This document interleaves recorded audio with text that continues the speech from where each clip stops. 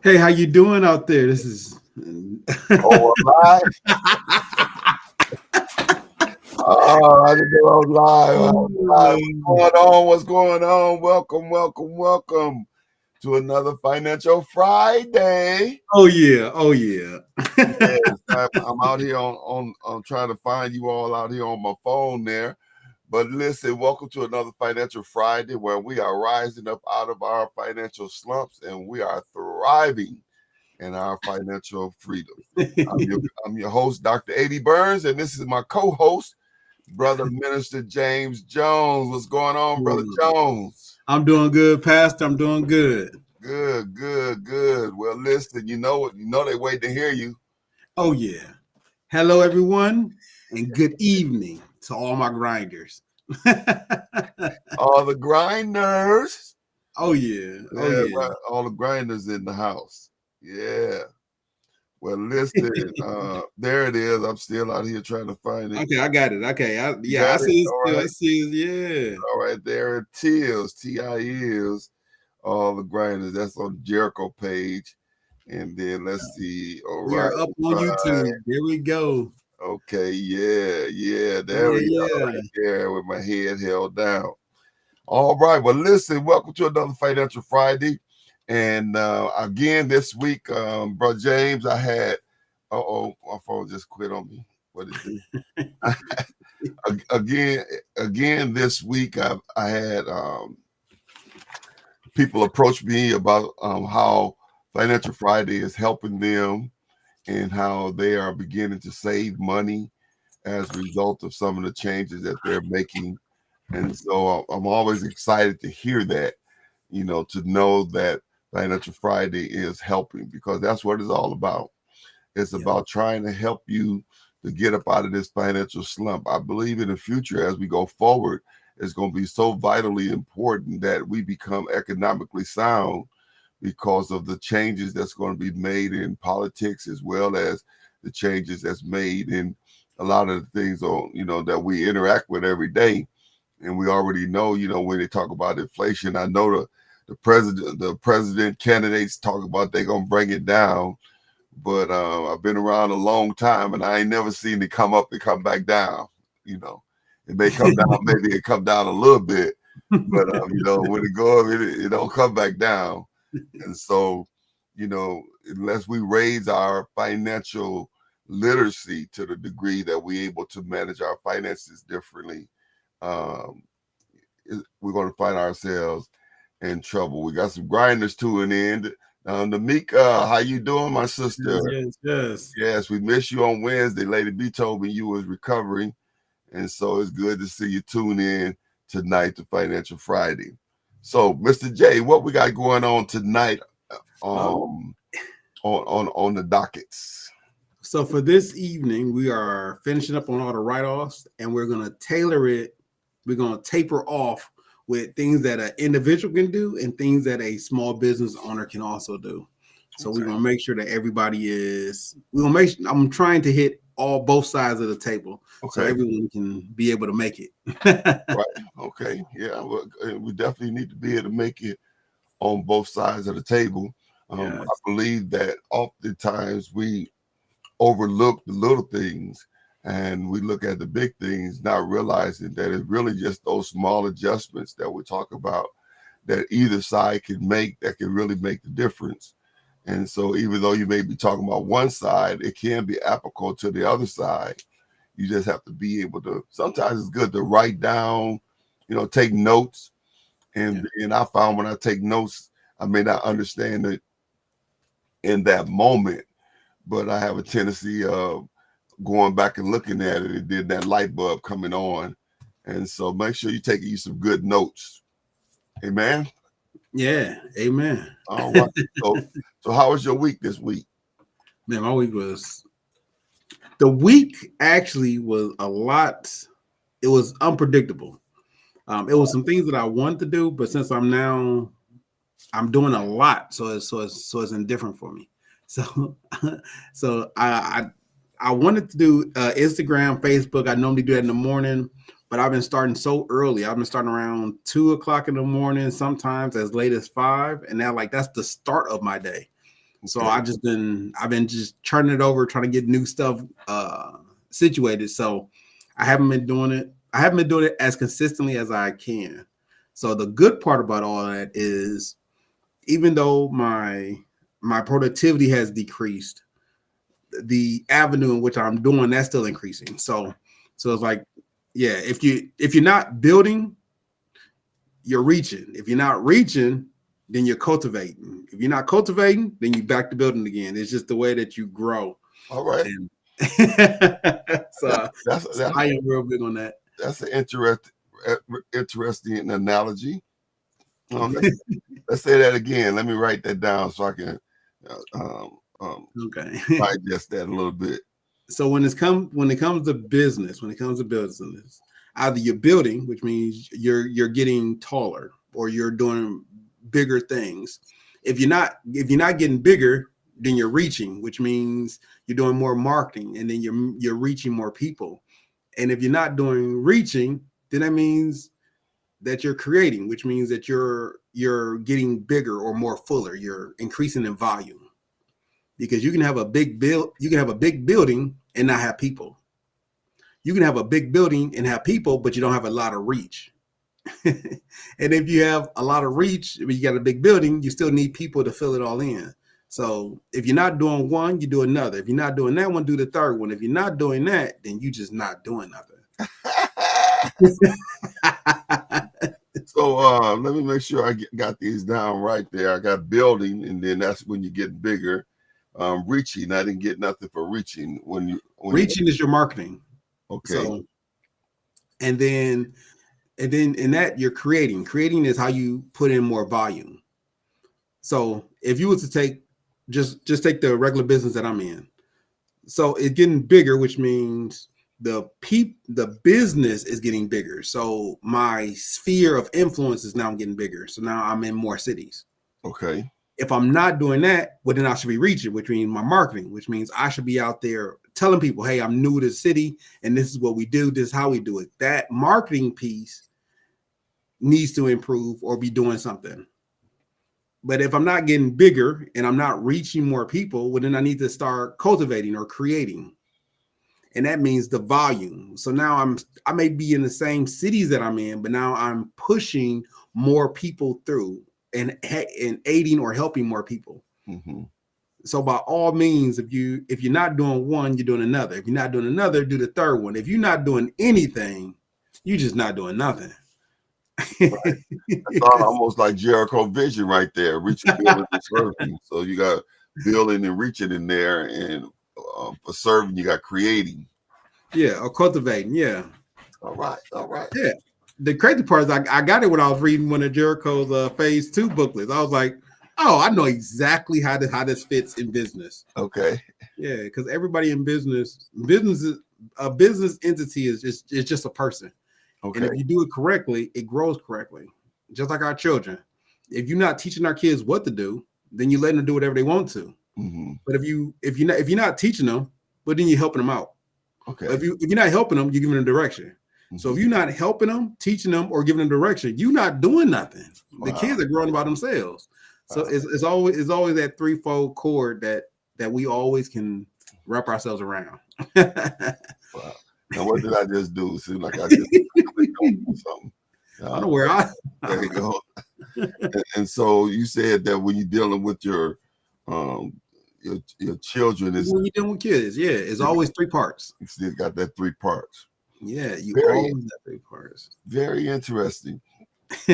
Very interesting. So when you mentioned that the Vision Builder booklet was helpful in from the respect of being able to attach it to or correlate it with business. So you find the Vision Builder booklet very helpful.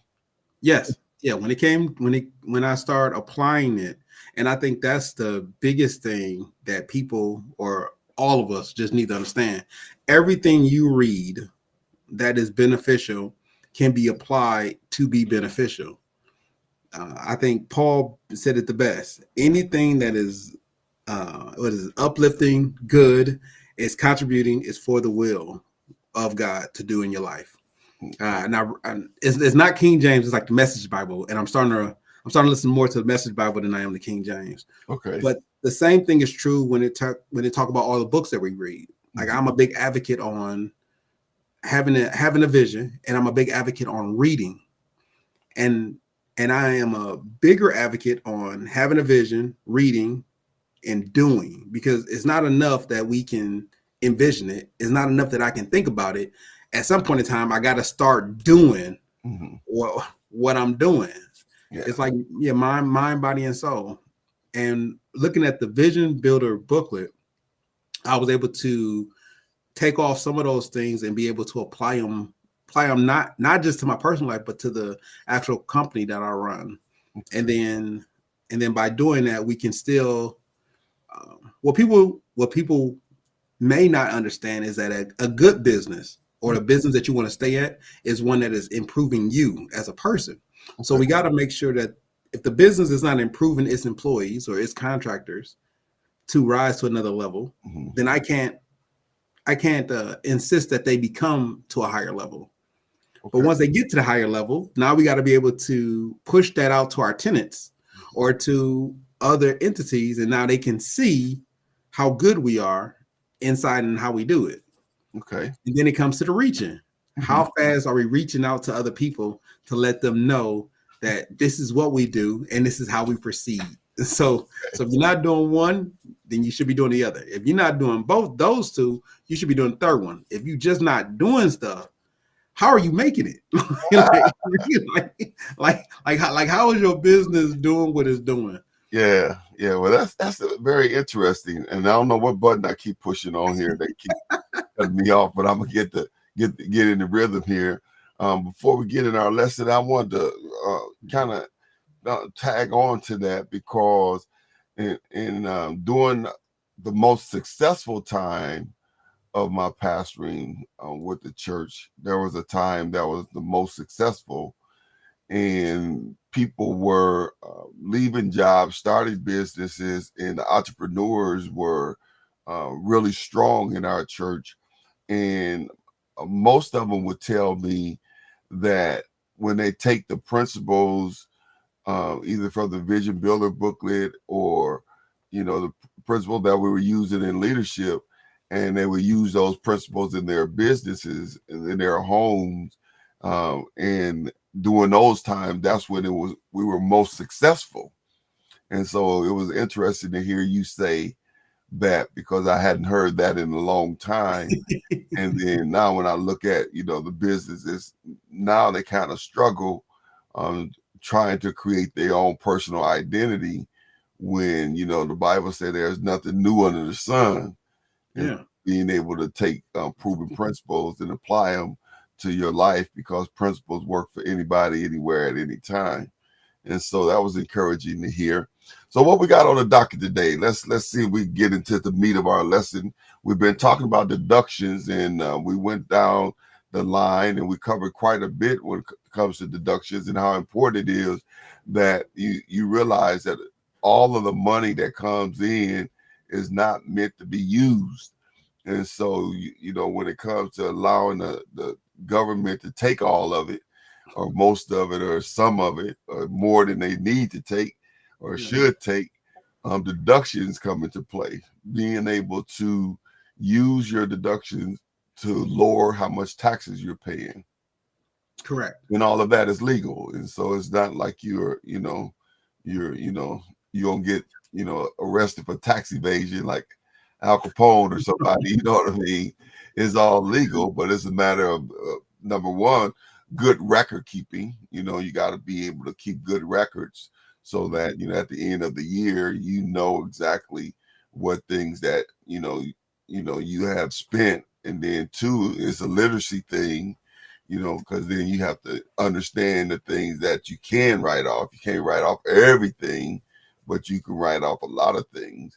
But those deductions, small or large, can lower your tax liability. And as a result of that, if you're really good on point, you will be able to take that money that you get back in your income tax and put it to work, give it an assignment, and not just take it and throw it in the pot and just start spending it like the rest of your money, but being able to take that income tax and return and designate it, give it an assignment so that it can start making money for you, and then you'll begin to create this habit of using the money that you save to assign it to begin to generate more money for you, large or small. Did I say that right?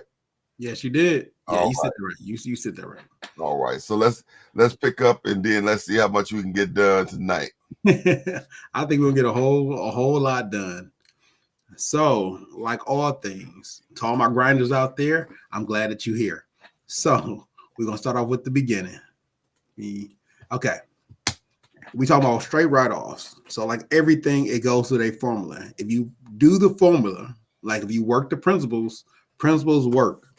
Why? Because principles work for anybody, anywhere, at any time. So with write-offs, we're talking about the upper portion of the formula, which is God and country. So how much you pay, how much you want to offer to God, and how much you want to give to the government. That's what we're now utilizing. Okay. Now, with most things, it's the rate of speed. If we could switch those, that would be nice. Let me see if everybody can.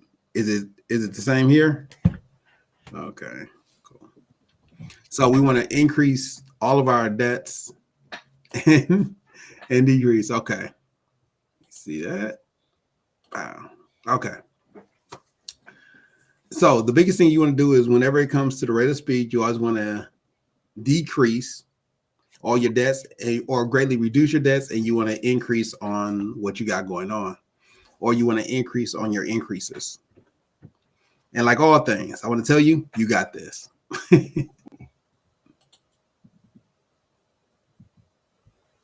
Okay. I think there we go. Okay. Now I'm gonna go over a real quick function of all the things we went over. One was the health savings account, the flexible spending account. Both of those are ways in which you use pre-tax dollars to pay for your health care needs. Health savings is for primarily hospitals. Flexible spending is typically or primarily for the out of office spending for healthcare. You can use both. Sometimes you can interchange them, but that's what they're primarily used for. The next one's going down is the tax deferred retirement accounts. Your 401ks, your 201ks, your pensions, things like that are tax deferred. And then you got your pre-tax deductions for all your health insurance benefits, because you may have one for health. The two before was one for hospital and one for outpatient services. The pre-tax deductions for health insurance is for the actual insurance that it costs, like your co-pays and things of that nature. Now, moving past that is the contributions to your education savings and your student loan interest deductions. So once you get to your educational savings, which is you're putting money away to your savings account, that's typically what a lot of grandparents do for their grandchildren. They put money away for their educational needs, and then when you get to a certain age and you're going to go to college, you can pull that money tax free, and then you'll get taxed as you use it. The next one is your student loan interest deductions. If you was to take out a student loan and you're paying off a loan, the interest is what you have the ability to write off. Whew. Okay, that was the brief introduction of what we talked about last week. No. Okay, now moving forward than that. Okay, now we're going to talk about capital losses. So we're going to move up to, if you was to go into business for yourself. And business for yourself that's just the next level or the next step in progression. How good you are in what you do determine where you'll go next. So when it comes to capital losses, it is if you take a loss or you sold an investment and you took a loss for selling your investment, you can write off that loss inside of your or on your taxes. So you can write off that loss and then you'll pay less on that. Now, I don't want to spend a lot of time in capital losses because unless a lot of people are buying a lot of investments and they are taking losses or they're gaining losses, the way to interpret that is if you lose money off an investment, you do have the ability to write off about $3,000 of the loss in which you take, you can write off. For business deductions, like Pastor said, there is a plethora of things that you can write off, a plethora. So when it comes to business deductions, I'm talking about all your supplies you can write off. The laptop, the computer, the phone, all those things can be wrote off because they are business deductions. They're not business deductions. They're things you need to do business. Also, there's a lot of utilities that you can write off. One of them being your home office. So if you have a home office, you can write off the home office. By writing off the home office, you have the ability not write off the whole house, but you can write off a portion of that or your living space that you use as a home office. You can write that off. To go a little further with that is once you write it off, it will be considered your utilities. You can write off a portion of your utilities, a portion of your gas, a portion of your homeowners, or if you have a HOA, a homeowners insurance, or a homeowners association, you can write off all of those small things. They all add up over time. So now you're reducing the amount that you are being charged by the government or you're being taxed by the government. Okay, well that's kind of quite a bit, but it's really simple when you think about it. You know, and I think sometimes the challenge, you know, at least the challenge for us oftentimes is having the right tax person. You know, having the right person that understands these deductions and being able to, you know, really help you get the most out of it. Because a lot of times you don't understand all of the different tax, you know, codes and different things that you can write off, but your tax person does. And so just going to any tax person is not really a good idea. You know, there are some tax people that can fill out your taxes, but not necessarily be able to give you the best bang for your bucks when it comes to all of the things that you can write off. You know, because some of those things that he talked about, we don't think about those. We don't think about cell phones or utilities, especially if you're doing business out of your house.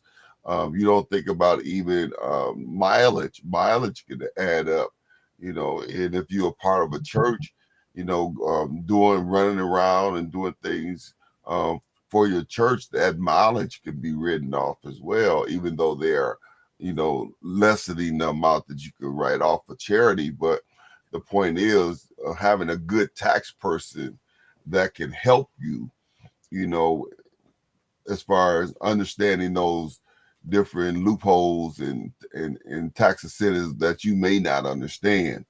So when we talk about a tax preparer, you know, we're not talking about just running into any, you know, I don't even remember the name of them, but you know, they're everywhere, you know, you just run in there and they do your taxes and you just get what you get. And, you know, you just happy to get anything back. And you leave some on the table. When we talk about tax preparers, James, how can what are some things that a person should look for in a good tax preparer? That's a question. That is definitely a question. What was in the past is not necessarily in the future. So in the past, you had to look for somebody who was intelligent, who was smart, and who was out for your best interest. Now they have a lot of software out there that you could do in the comfort of your own home that can do the same thing. Many times, or before now, we had a CPA, and then I think we had H&R Block, and then Jackson Hewitt. There was pretty much no difference. The only difference was who you had in front of you. Some of the tax preparers didn't care about all the contributions that we had. They were just trying to do a 1040 easy. And as fun as that is, that's not going to give you the best bang for your buck. For some people, it will. For others, it won't. So the biggest drawback that I had from choosing the tax preparer, it wasn't because they look like tax preparers, but it's the knowledge that they can bring and say, hey, do you have this? When you get your own CPA, they ask those questions like, hey, did you do this? Did you buy this? Cool, we can write this much off. I seen that you bought this. Yeah, that's another write-off. So those things are to the experience of the tax preparer. In this day and age, I'm finding or have found that having the right software does the same as having the right person. So the programs that I use two different programs, or I use one program that feeds into another program. So it's just they're looped in together. Whenever I buy something, and it does take a little bit more knowledge. So you got to put all your information in, and the system does all the work. So if you're looking for a taxpayer, look for one that has experience and that can treat you right and that can get you money back. If you're looking for the right system, there's a lot of software out there, and AI is doing a fantastic job with being able to fill in those gaps of asking questions so you can get the most money back. I think that's the best answer I got right now. Is it all depends on your comfort level. Yeah, and you kind of answered it. I mean, if you are a software person, a computer person, and you like numbers and you understand numbers, then those software packages will be, could be to your advantage, but it's not for the faint of heart. It's not for the average Joe. It's for somebody who, you're a person who have attention to detail, so that you're able to read through and apply the right things concerning where you are. And then when it comes to being able to find a person, that's kind of hard, because, I know we've struggled. We had probably a couple good tax people in our lifetime, Lady B and I, that we really liked. And we had some that's, they okay, but being able to find them, because you can't read that on the resume, you know what I mean? Yeah. You don't really know until you know. I had this one company, a big company, actually prepared some taxes for me, and I was uncomfortable with what they did, and so I took it to another tax person to have them look it over for me, and they told me to just go ahead and send it in. Well, in following those instructions and sending it in, just like I had suspected, the taxes was not prepared properly, and it was. Well, I don't think I was trying to see if we were still fighting that or not, but it's probably been, I want to say 5-7 years ago, and we still haven't got that return. And so you gotta, word of mouth is the only thing you really got to work with, to be able to say that somebody can co-sign and say that this person was a good person. But it's certainly worth finding out, and depends on what you're doing. Like for me, being a pastor, there's write-offs that I can have as a pastor that you may not be able to have. Yeah. But if the tax person don't know it, he'll do my taxes just like he did your taxes. What I mean? And then he will fail to give me the incentives that were provided to me by the IRS. You know what I'm saying?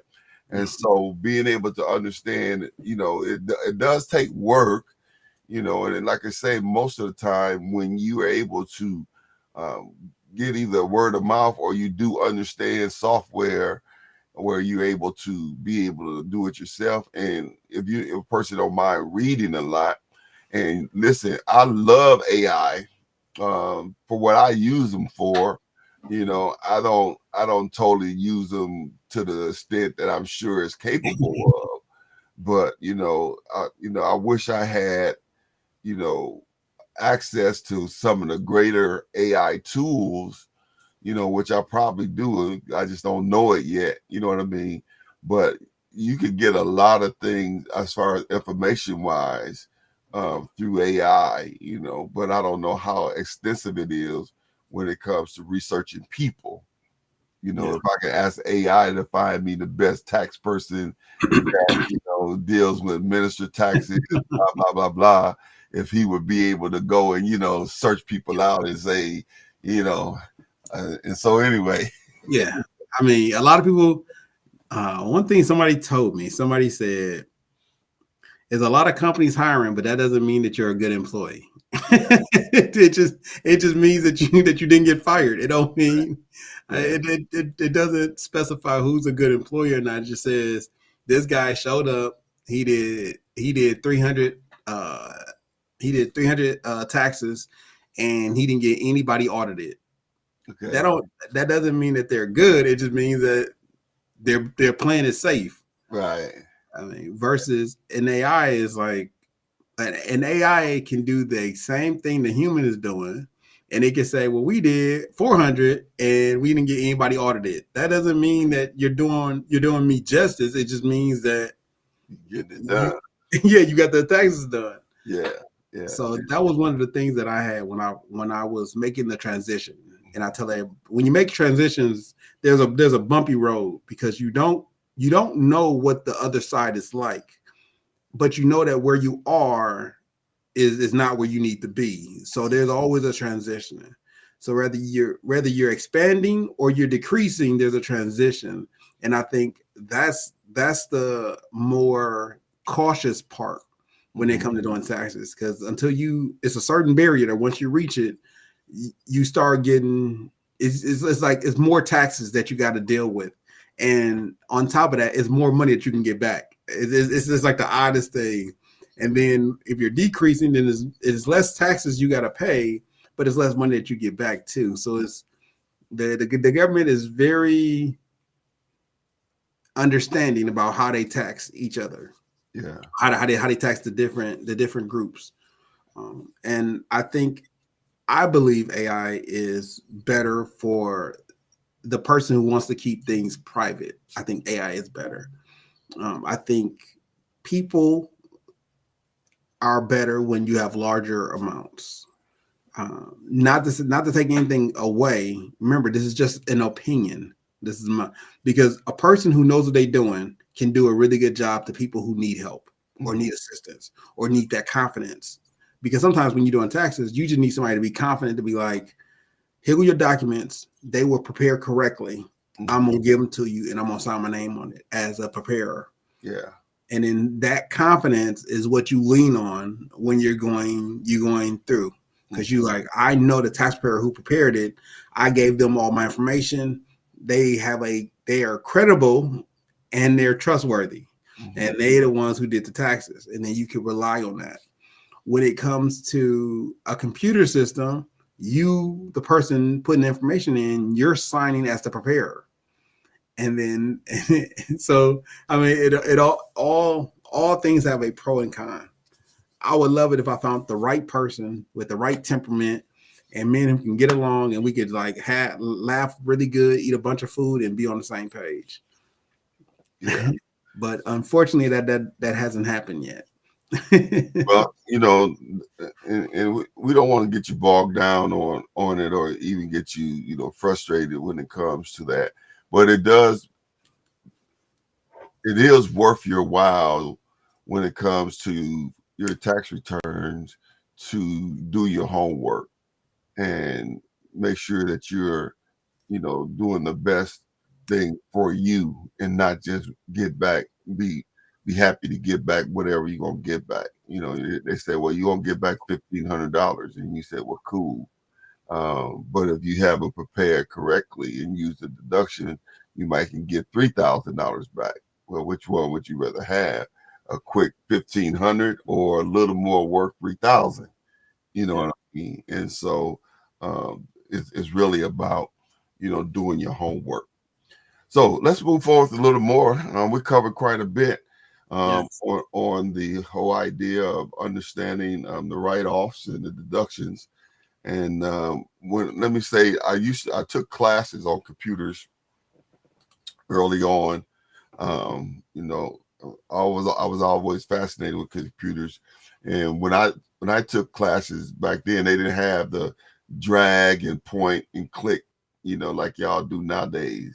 You had to actually put in computer language. So I would have to say DOS / colon, you know, C drive, Word, you know, I would have to put the language in. And we used to have a term we called GIGO, and it meant garbage in, garbage out. So, you know, those of you who do your own computer preparing, just remember you can only get out what you put in. You know, so you garbage in, garbage out. Oh my goodness. All right, well, let's go a little further, Mr. J. Okay. So what we talked about next was after capital losses and business deductions, you now have charitable contributions as well as there you go. You now have charitable contributions and educational. Yeah. You now have charitable contributions as well as education experiences. Mm-hmm. And I do remember talking about this.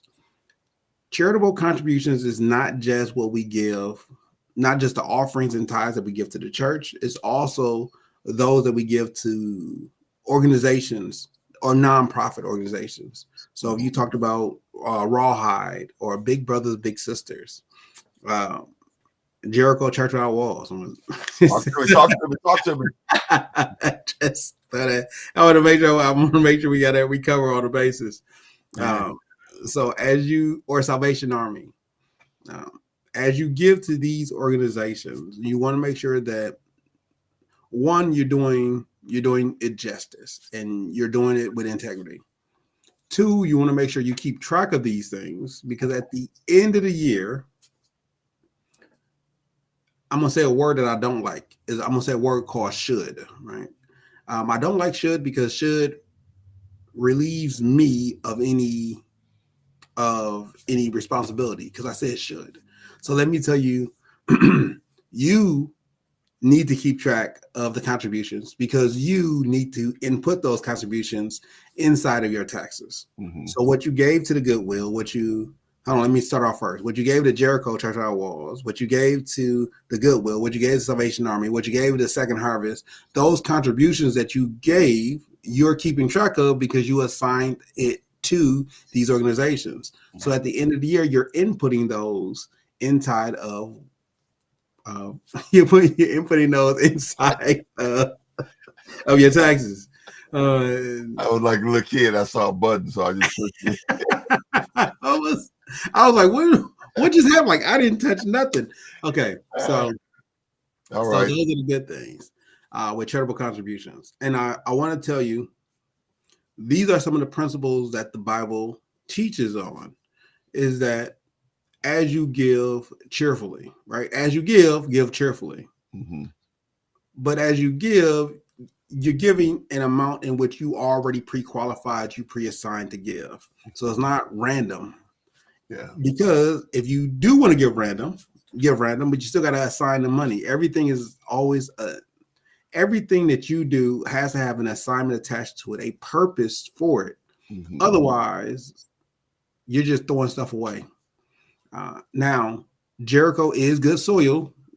If you just want to throw a bunch of money away, Jericho Church Without Walls, good ground. 86, ground. North 76 is good ground to sow into. But I want to make sure that we understand that I want you to assign your money a purpose. So when it goes out, it's doing what it was told that it needs to do. That's the same thing with the way we live life. Don't live life randomly. You live life assigned to a purpose. So you know what you are to be doing. Yeah. The same thing in which God gave to you, you give to all those things that you control. You assign it a purpose, so you know if it is or is not doing what you told it to do. Mm-hmm. So that's my spiel on charitable contributions. The close that out is when you get done doing all that at the end of the year, you take those different amounts, you plug them against your gross income, and then you come up with your adjusted gross income. Mm-hmm. Okay. So understanding how important it is to look at your monies from a different place, because it boils down to being good stewards. That's what the Bible wants us to be, good stewards. And that means that I'm getting the most bang for my buck, and how I spend it, what I do with it, how I invest it, And so when the Bible talked about the guys with the talents, he said he gave each one of them a certain amount. And then there was one that, hid it in the earth, and there was the other ones that did something with them. But when he came back, the one that didn't do nothing with it, he put him on blast.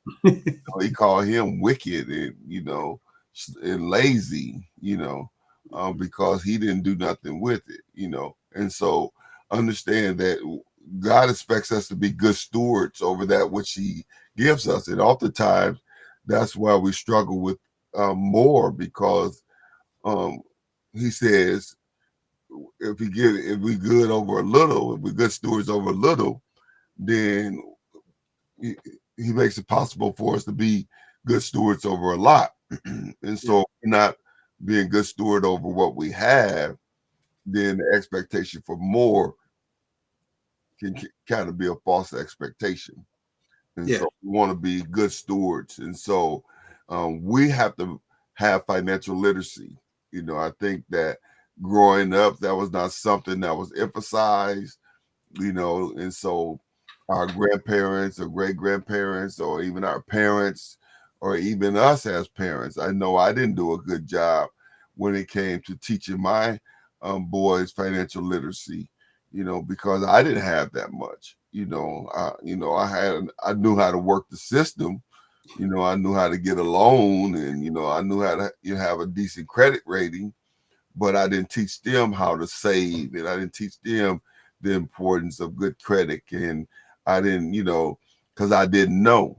And so I'm saying now we're living in a time where it's going to be unexcusable if you don't have financial literacy, because things are, because of all of the different tools that are being used, things are not as loose as they used to be, if I can say it like that. Money don't come as easy when it comes to the things that we do. We have to really, truly apply ourselves. And as James would say, we have to grind. And then, money is out there. We're in the richest country in the world.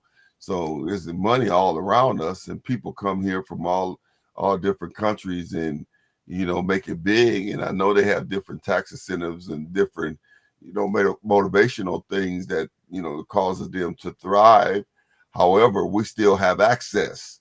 And so we have to be willing to retrain our thought pattern when it comes to money, and get to a place where we're disciplined enough where we can see money sitting somewhere, developing, whether it's in a CD, a money market, some type of stock, but somewhere we can see it there investing and leave it, and not pull it out and go buy a car, or pull it out and go, spend it on something that's not going to bring value back.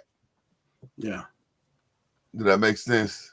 Yeah, that makes absolutely a lot of sense. Yeah. We sometimes, and it's not just our culture, it's just that our culture is preyed upon. So when you look at the way the marketing system works, is it's preyed upon, right? So if you think you don't have enough money, just know that there's a system hoping that you believe that, so they can prey upon you to buy a lot of stuff. It's just the way capitalistic work. It's not that it's necessarily against you. Is if they can get over on you, that's what they're going to try to do.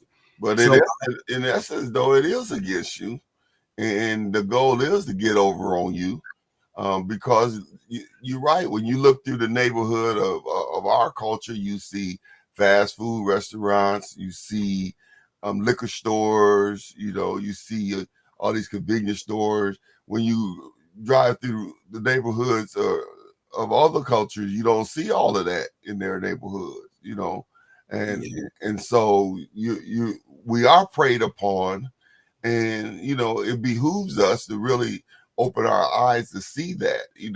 Now when you say that not having enough could cause you to spend what you have, what do you mean by that? Okay, so I'm gonna. The reason why I say that is because when you don't have enough, you're limited on options. When you don't have enough and you don't know any better, or when you don't have enough and you feel stressed, the little bit you have, you're trying to spend because of a lot of situations. Unfortunately, that's just the way that a Western idea is. So it's not just indicative of Black culture in America, but that's just how Western ideas are with capitalistic societies. If you don't have enough, you will see the stress of trying to fit in or trying to have enough. So that little bit you have, you're going to be spending it. The problem that the benefit of having financial literacy is that you're not as concerned with those things, because if you're goal driven, if you're task oriented, if you can assign your money properly, then you can live a comforted lifestyle and have all your family and friends with you and everyone is doing well. If you don't have financial literacy, you tend to be sidetracked often, which means that if you can buy the newest pair of shoes and make a statement for a couple of weeks, you will. If you're financially literate and you're saying, hey, I'm trying to buy myself a new car, I'm trying to make sure I'm not taking the bus, or I'm trying to make sure that I'm where I need to be so I can have a better opportunity to make more money. And I think that is the goal that we all need to strive for. Some parents, like my grandfather, like my mother, always wanted to put their kids in a better limelight. So they struggled with their beginnings and into their situation so they can put the next generation that much more ahead. My grandfather did it for his children. My mom did it. My mom and dad did it for their children. Now I'm doing it for my children. Even though I have more resources now, because I'll use that as a term. I have more resources now than my mom or my grandfather. It doesn't mean that I have arrived. It means that have more financial literacy and I have more resources. So I'm going to input that in my kids and say, hey, this is what right looks like. So then when they get older, they can start producing more financially literate people, because that's how we're going to make it here. And that's how you get less stressed. Yeah. The more financial understanding you have. Yeah, and that's important for us to understand that. And I know it could be difficult, especially if you've never had anything, or if you feel like what you say, you don't have enough. But and don't take this personal, James. All right, come on, say that. Say I won't take it personal. I gotta hear what you say first. No, you gonna have to trust me on this one. Say it. All right, I won't take it personal. I won't take this. Okay, personal. So we have to get to the place where we understand that it's ludicrous to try to keep up with the Joneses.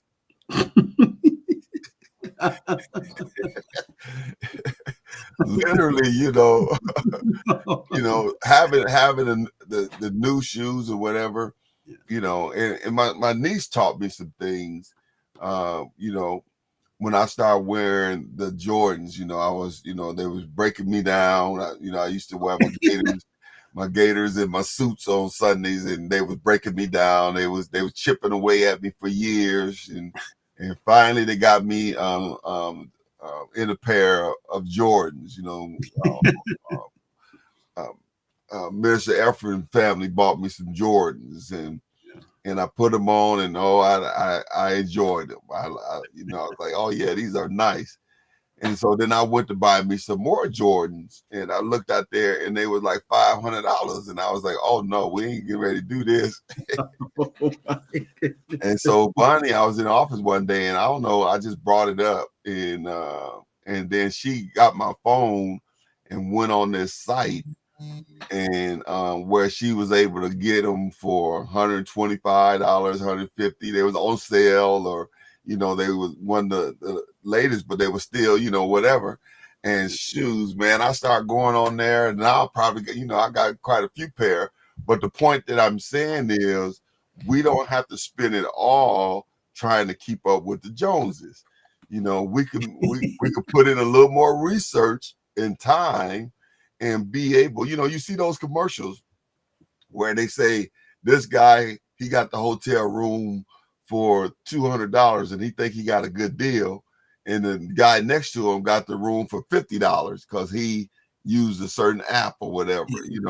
So I'm saying we have to do our homework, and we have to be more conscious in how we spend our money, and we have to really have financial literacy to understand that if we use our money right, our money can work for us, and we can put ourselves in a stress-free, we like to call it financial freedom place, where you are able to, enjoy your life and not be chasing, here it come again, chasing after the Joneses. What's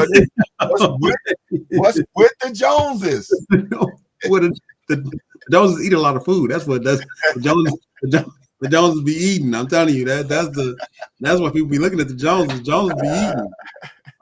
And but that's a good name to play off of, though. You know that, because if you receive that, if you receive the Joneses have it going on, boy,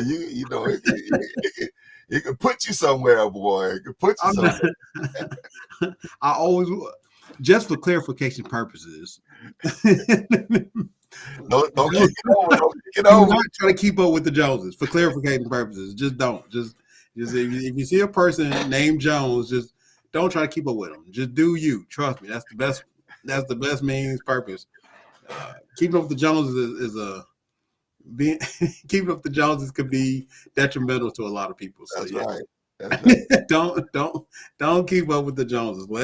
Let the Joneses be as crazy as they want to be, and they will show you the way. But don't try to keep up with the Joneses. Yeah. I think that's the best thing I could tell people. and we're, and I'm sure everybody picked up on that metaphorically, the old saying, don't keep up with the Joneses, and so I wasn't coming for James Jones. He's somebody you might want to, keep up with a little bit. Yeah. Hey, if people want to, you can keep up with me. You can keep up with me. I'm not. You might want to pull his ear, or pull his coattail on the side, and ask him how, some financial literacy questions, and now you can ask me. Ask me questions, but don't try to keep up with me. Just let me keep up with you.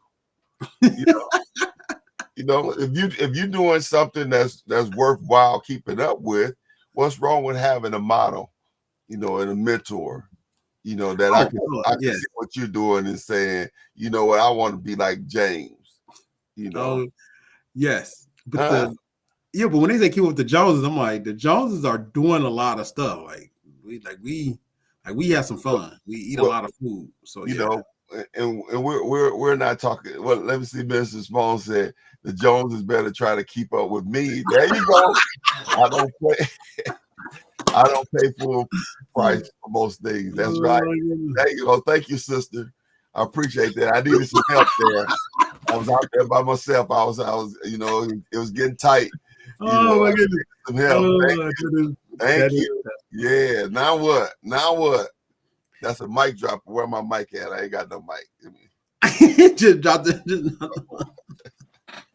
But no, it's so important for us to understand the power that we have and the options that we have, because a lot of times when you are overwhelmed and it looks like there's not enough, that we do make, some choices that might not be the best choices. And a lot of times, if you're not careful, looking at other people and comparing yourself can play a trick on your mind that could cause you to make some moves that's not in your best interest. And so it's okay to have mentors and models of people who are doing well and they are flowing in the way that you want to flow, because that's motivation, but not to the extent that you're trying to make the same moves based on where you are. Now, they may be in a place where they can do that, but you may not be in that place. Yeah. Comparison is a killer. Yeah. Thank you. Yes. Thank you. I'm ready to roll now. I got my help. The old Baptist preacher used to say, I feel my help. Yes. I got some help now. Come on in the chat. I got some help. Yeah. Yes. so that's so important though, because a little will go a long way if you make the right choices with it. Yes. And I fall off the wagon every now and then. Let me clarify, because when you say fall off the wagon, that means a person be drinking and they fall off the wagon. But no, I'm talking about the money wagon. The other day I went to the popcorn store.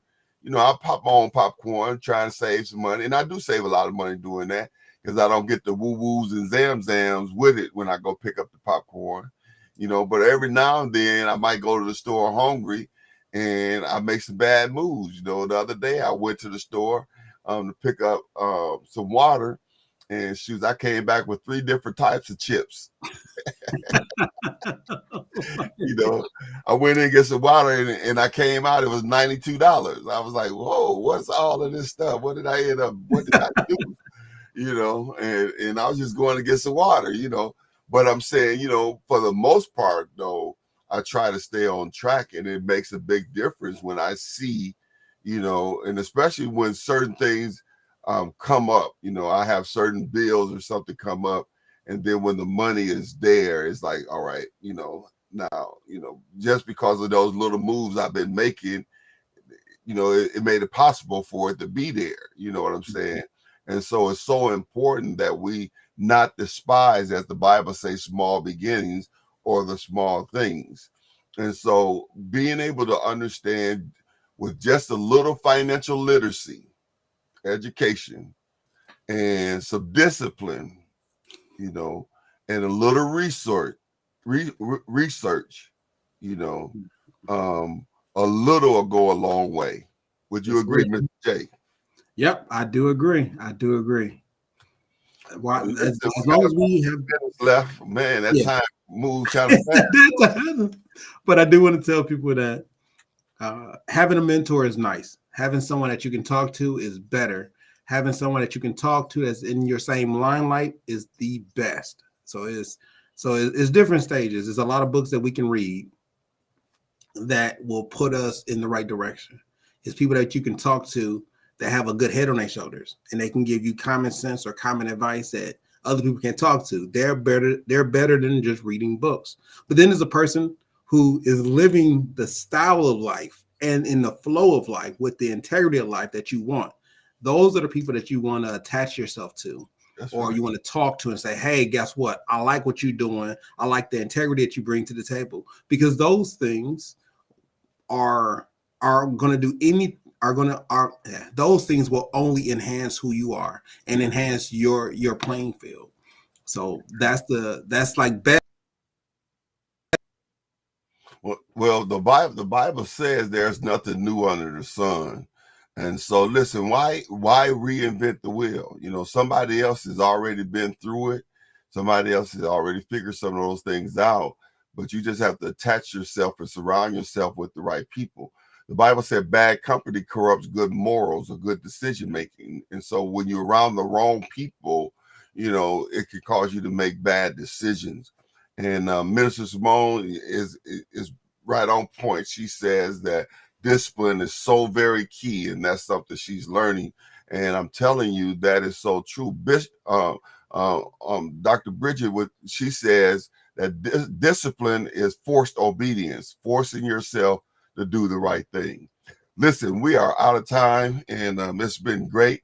Another Financial Friday, and we pray that you picked up some tips that would help you as you begin to shape your financial future, because we want to see you rise out of your financial slump and thrive in your financial future or financial freedom.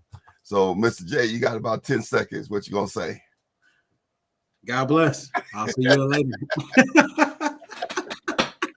All right, we'll see you guys next week. Be blessed.